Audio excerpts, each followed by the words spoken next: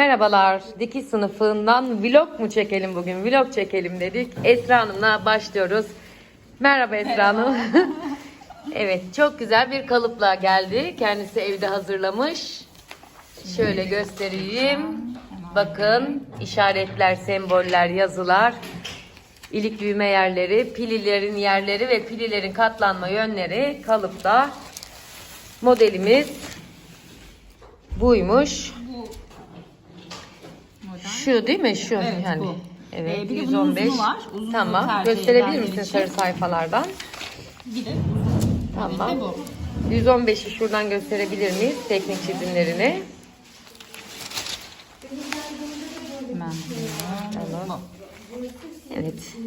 Gördüğünüz gibi. Çok kolay bir Çok modele kolay bir benziyor. model ve çok şık bir model. Hemen sayımızı da söyleyelim. Burada dergisinin 2020 Nisan. 2020 Nisan sayısı. Şimdi ne yapmış Esra Hanım? Kalıplarını çıkarmış. Kalıpları düz boy ipliğine göre kumaş katına ve işaretlerine dikkat ederek şu şekilde yerleştirmiş. Cep torbalarını kesmiş. Bana bir şey bırakmamış bugün. Kendisi bensiz dikecektir diye düşünüyorum. Yok olur. Artık bu aşamaya geliyor olmanız beni son derece mutlu ediyor. Meryem Hanım'a geldik. Meryem Hanım merhaba. Biraz rahatsızdı, kolunu kırmıştı, gelemiyordu kurslarımıza. Bir süre sonra gelmeye başladı. Çok mutlu olduk biz de. 2016 İlkbahar Yaz dergisinden şöyle bir kumaşımız var. Bu kumaşta bunu yapmaya karar verdik. Şu model kalem elbise. Bunun aynı zamanda çok güzel bir manto şeyi var, kalıbı var takım olarak. Bu kalıbı da çok fazla beğeniyorum fazlasıyla. Şimdi bunun kalıbını çıkaracak. Kalıbını çıkaracak Meryem Hanım. 409 numaralı model. Hemen sarı sayfalara gelecek. Sarı sayfalardan 409'u bulacağız. 408 ceket. 409 manto. Demek ki manto da 409 değil. 409'muş. Elbise 401'miş. Elbisemiz bu. Kuplu bir elbise. Yani hem kuplu hem pensli bir elbise. Çok güzel bir model. Büyük bedenler için de oldukça uygun, vücut özelliklerine uygun çizilmiş bir kalıp diye düşünüyorum. Kumaş önerisi olarak dantel kumaş verilmiş. Alta koymak için saten denmiş ama bizim hem dantel hem astarlı bir kumaşımız olduğu için astarlama belki de yapmamıza gerek kalır mı kalmaz mı bilmiyorum. İsteyecek gibi de duruyor. Evet, bugün bizim çarşamba grubumuz. Çarşambadan çarşambaya ve çarşamba perşembeleri buluşuyoruz. Geçen hafta kesmiştik bu güzel kumaşı ama aşamalarını paylaşamamıştık. Yarım kalmış herhalde. Sadece etek ucumuz var, yapılacak. Pervazlar şeyler yapılmış. Gayet de güzel olmuş. Ütüsü yapılacak. Şöyle duble pervaz gibi olmuş. Şimdi Sinem Hanım bu kumaşı getirmiş. Bir model beğenmiş kendisine. Şu mu Sinem Hanım? Evet. Şu. Hangi sayı olduğuna bakalım. Biz bu dergiden çok çalıştık ama tekrar çalışacağız. Burada pantolon tulum sayısının şu modeli. Bu bizim Ebru'ya diktiğimiz pantolon değil mi?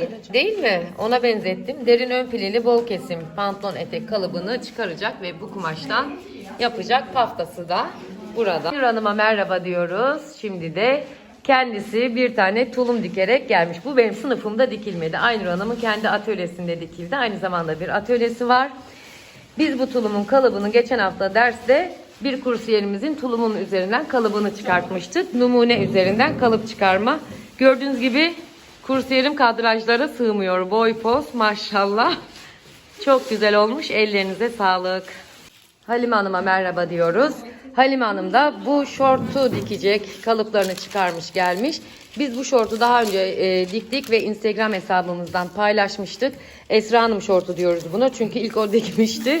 Aynı şey annemin kurabiyesi, komşumun keki gibi oldu bizim kalıpların isimleri artık. Şu kumaştan yapacağız. Çok esnek bir kumaş olmuyor bu kalıpta. Daha önce esnek bir kumaşla da denedik, olmadı. O yüzden böyle bir kumaş seçimi yapmış Halime Hanım ve başka bir turuncu kumaşla gelmiş dersimize. Bundan ne yapabilirim diye soruyor. Gömlek elbise değil mi tasarladın? Gömlek elbise de gayet güzel olur diye düşünüyorum. Çok güzel bir kumaşla katıldı dersimize. Halime Hanım'ın elbisesinin kalıp çıkarma aşaması başladı. Paftayı bulduk. Ne diyor? Yeşil Patron Paftacı'ya kaç beden çıkaracağız? 46 beden. 46 beden çıkaracağız. Yani 46 bedende şu kesik kesik çizgiler ne renkmiş? Yeşil. Galiba şu parçalar değil mi? Evet. Şu parçalar, evet.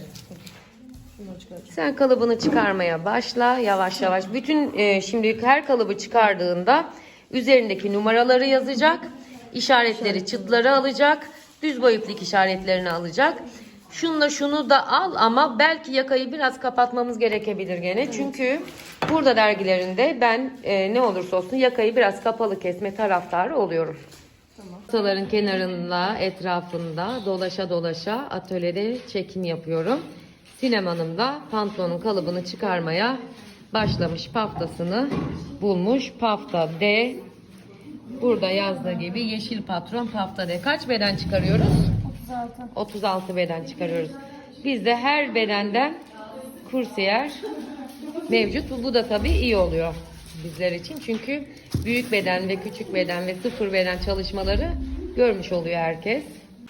Halime Hanım kumaşını masaya seriyor. Önce masasını boşaltıyor, kenara topluyor. En önemli kurallarımızdan birini yerine getiriyor şu an. Kenar kenara, masanın kenarına, yani kumaş kenarları birleşiyor ve masanın kenarına sıfırlanarak, evet, el hareketi o olacak. Kenarına iğneleyip kalıbını yerleştirecek. Esra Hanım da şimdi işaretleri, yani kalıp işaretlerini kumaş üzerine geçiriyor. Bunlar bizim için önemli. Onunla da çıkmadı Çok belli mı? olmadı hocam. Tamam. O yüzden ben şöyle Tamam, o da bir doğru tekniktir. Kolay gelsin sana da. Burada da güzel bir tuniğimiz var ama tuniğimizin kolunun birinin büzgüsünü beğenmedik. Beğenmediğimiz için şimdi Ebru Hanım onu söküyor. Tekrar pilileri yerleştirip kolu yeniden takacak burada da. Hatta ben bunun gömleğini falan da yapmak istiyorum. Ben bunun hocam Konuş. şey var ya, benim mor lila kumaşım var. Onda diyorum oversize. Model araştırması ve tartışması yapılıyor şu an. Bence Yani daha bunu güzel olur. hem kısa da yapabiliyorsun. Hani istediğin boyda Ben yapabilirsin. biraz daha böyle hani uzun yapıp tam oversize. Hani kolların duruş falan nasıl? Güzel. Çok güzel. Şimdi ben sana Çok güzel bunun kalıp, biz resmini de çalıştık göstereceğim. bunu. Ben bu boy yaptım. Hatta biraz daha kısalttım bunu ama bu boy da çok güzel duruyor. Beline şey takarsan da yağmurluk gibi bir şey olur. Çok güzel, çok. Bu kalıp bir de hatasız çıktı yani, değil mi? Hiç bize şey çıkartmadı. Kolları Evet. falan çok iyi bunun. Kesinlikle çok Tam güzel. senlik, bak üst spor dikişler falan var Aynur Hanım. Tamam hocam. Tamam. Yani onu, evet, ben de çalışmak istiyorum kendim için. Aynur'un hocaya bir çalışması lazım bence. Tamam. Bundan yapalım Tamam. o zaman mordan. Ben Yapalım. bunun kalıbını çıkartıyorum.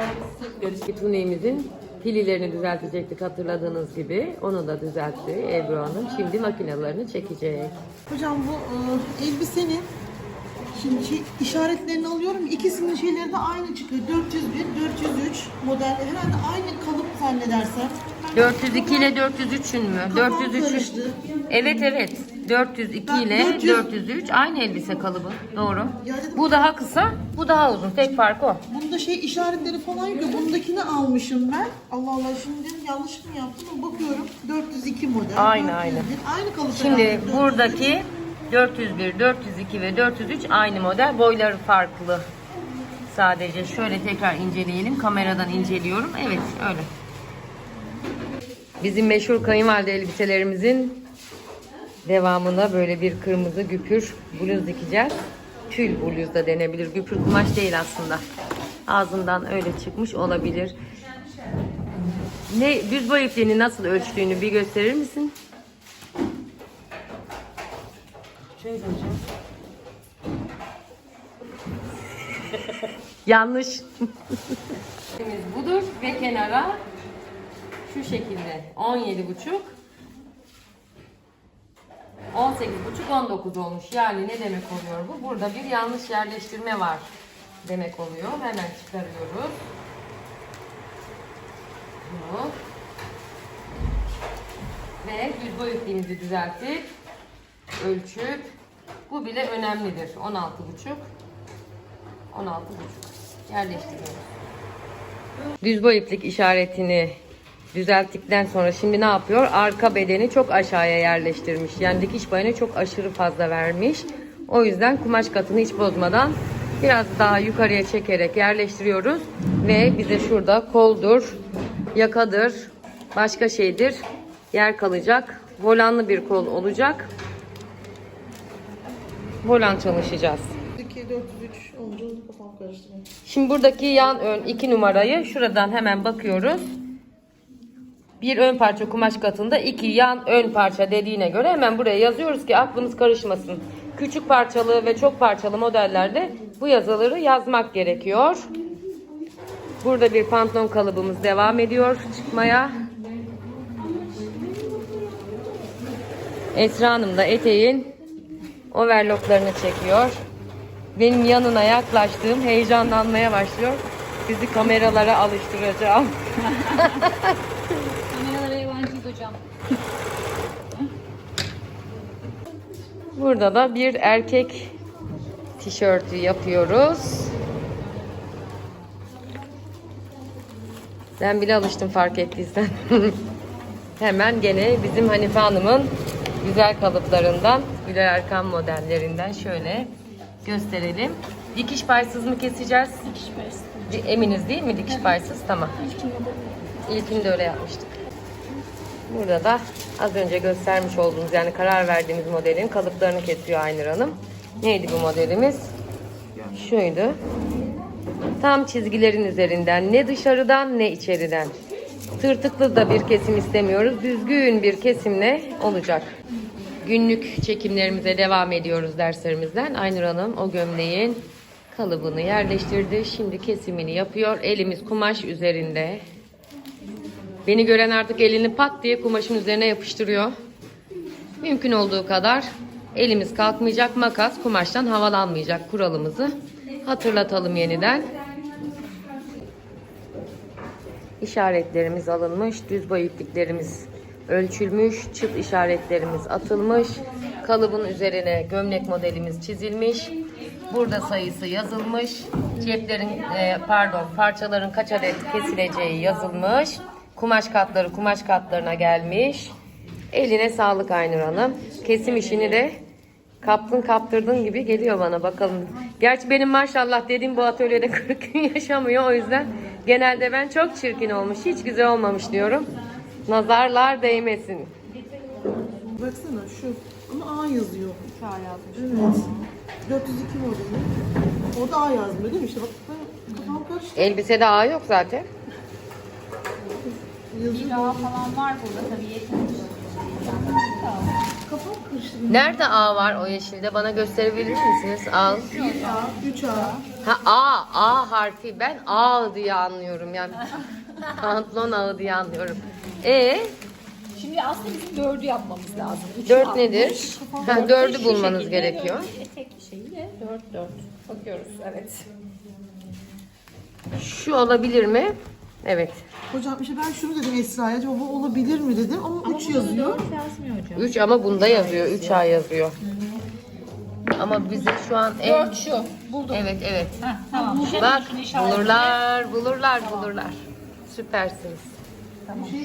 Biz buna ne diyoruz? Burada dergileriyle imtihanı. Evet bak. Kadınların Buradan uzatmış. Yani ona göre. boyu uzatılacak. Evet, boyu uzatılacak. Sen şimdi buradan bedenine göre devam. Evet, sınıfımızdan kısa bir zaman dilimi paylaştık sizinle. Genelde çalışmalarımız böyle oluyor.